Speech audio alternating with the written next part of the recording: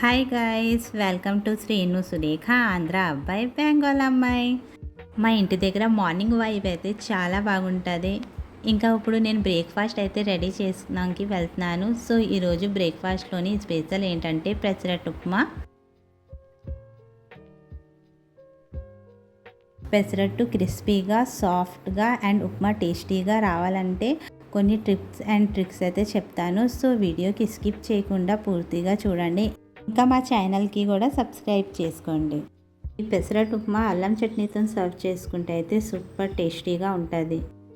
ముందుగా ఒక బౌల్ తీసుకొని చిన్న టీ గ్లాస్తోని నేను 2 గ్లాస్ పెసర్లు వేసుకుంటున్నాను.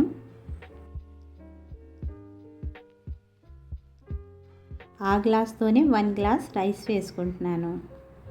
ఇంట్లోని వాడుతున్న రైస్ నేను వేస్తున్నాను. నీట్గా ఒక 4-5 టైమ్స్ అయితే బాగా వాష్ చేసుకోవాలి. బాగా వాష్ చేసిన తర్వాత వాటర్ వేసి నైట్ అంతా నానబెట్టుకోవాలి. ఇంకా నెక్స్ట్ డే మార్నింగ్ నైట్ అంతా నానబెట్టాం కదా పప్పు ఇంకా రైస్ కలిపేసి నేను మిక్సీలోనైతే గ్రైండ్ చేసుకుంటున్నాను. కొంచెం అనేసి ఎక్కువ అయితే గ్రైండర్లో చేసుకుంటే పెసరట్టు ఇంకా సాఫ్ట్గా వస్తుంది. టిప్స్ ఏంటంటే పెసరట్టు క్రిస్పీగా రావాలని నేను రైస్ అయితే యాడ్ చేశాను. అలాగే పెసరట్టు టేస్టీగా కూడా రావాలని నేను అల్లము, పచ్చిమిర్చి ఇంకా 1 స్పూన్ జీలకర్ర అయితే వేస్తున్నాను. ఇంకా కొంచెం వాటర్ వేసి ఫైన్గా గ్రైండ్ చేసుకొని తీసుకోవాలి. పెసరట్టు బెటర్ కన్సిస్టెన్సీ ఇలా ఉండాలి, అలా అని ఎక్కువ పల్స్గా కూడా ఉండకూడదు.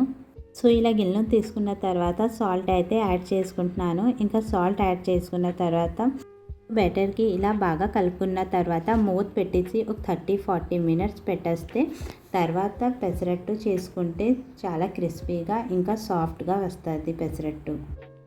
సో ఇంకా ఇప్పుడు పెసరట్టు ఉప్మా కోసం ఉప్మా అయితే రెడీ చేసుకుంటున్నాను. ఈ స్టవ్ మీద కడాయి పెట్టుకొని బొంబాయి రవ్వ అయితే వేసుకుంటున్నాను.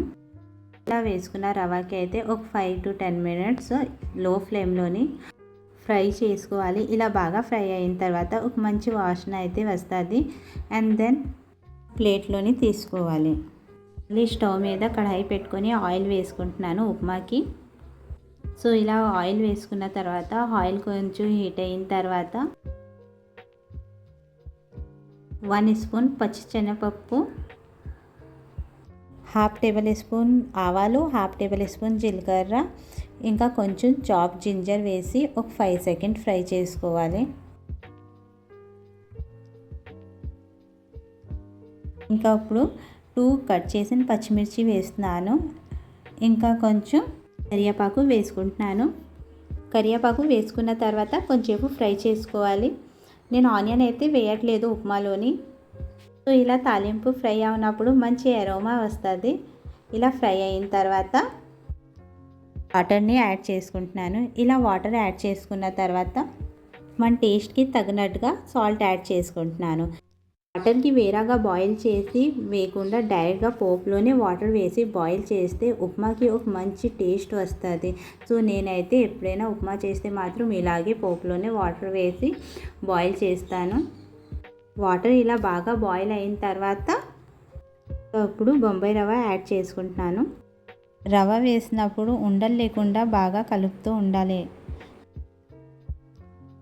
సో ఇంకా ఇప్పుడు ఉప్మా అయితే రెడీ అయిపోయింది కదా.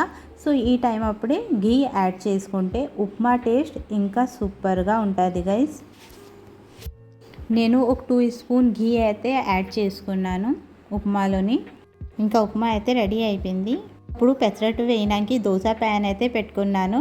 సో ప్యాన్ హీట్ ఎక్కిన తర్వాత కొంచెం ఆయిల్ వేసుకొని ఆయిల్ హీట్ ఎక్కిన తర్వాత క్లాత్తోని ఇలా తుడిచేసుకుంటే పెసరట్టు అసలు అంటుకోకుండా చాలా ఫైన్గా వస్తుంది.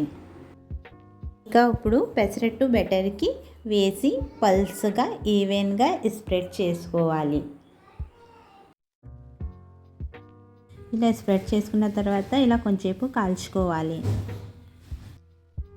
పెసరట్టు చూడండి అసలు ప్యాన్కి అంటుకోలేదు, చాలా ఈజీగా అయితే వచ్చేస్తుంది. ఇలా కొంచెం కాలిన తర్వాత టర్న్ చేసి ఇంకొక వైపు కూడా ఒక 5 సెకండ్ అయితే కాల్చుకోవాలి. సైడ్ కూడా అలా కాల్చుకుంటే పెసరట్టు చాలా క్రిస్పీగా వస్తుంది. ఇంకొక సైడ్ కూడా ఇలా కాల్చుకున్నాం కదా, ఇంకా ఇప్పుడు టర్న్ చేసి ఉప్మా చేసుకొని పెట్టుకున్నాం కదా, ఇప్పుడు ఆ ఉప్మా అయితే స్ప్రెడ్ చేసుకుందాం పెసరట్టు మీద. ఉప్మాకి ఇంకా ఇలా స్ప్రెడ్ చేసుకున్నాం కదా, ఈ స్ప్రెడ్ చేసుకున్న తర్వాత ఇంకొకసారి టర్న్ చేస్తూ పెసరట్టుకి కాల్చుకుంటే ఉప్మాతోని చాలా క్రిస్పీగా చాలా టేస్టీగా అయితే పెసరట్టు ఉప్మా అయితే రెడీ అవుతుంది. ఇంకొక సైడ్ కూడా ఉప్మాతోని ఇలా కాల్చుకున్న తర్వాత టర్న్ చేసుకున్నాక ఇంకా ఇప్పుడు పెసరట్టు మీద కట్ చేసిన ఆనియన్కి అయితే స్ప్రెడ్ చేసుకుంటున్నాను. ఇలా లాస్ట్లోని ఆనియన్ స్ప్రెడ్ చేసిన వల్ల పెసరట్టు చాలా క్రంచీగా క్రిస్పీగా చాలా రుచిగా రెడీ అవుతుంది. ఇంకప్పుడు ప్లేట్లోనైతే తీసేసుకుంటున్నాను. పెసరట్టు ఉప్మాతోని నేనైతే అల్లం చట్నీ అయితే చేసుకున్నాను. సో మీకు మా పెసరట్టు ఉప్మా రెసిపీ నచ్చినట్టుగా అయితే మా వీడియోకి లైక్ చేయండి, ఇంకా మా ఛానల్కి సబ్స్క్రైబ్ చేసుకోండి.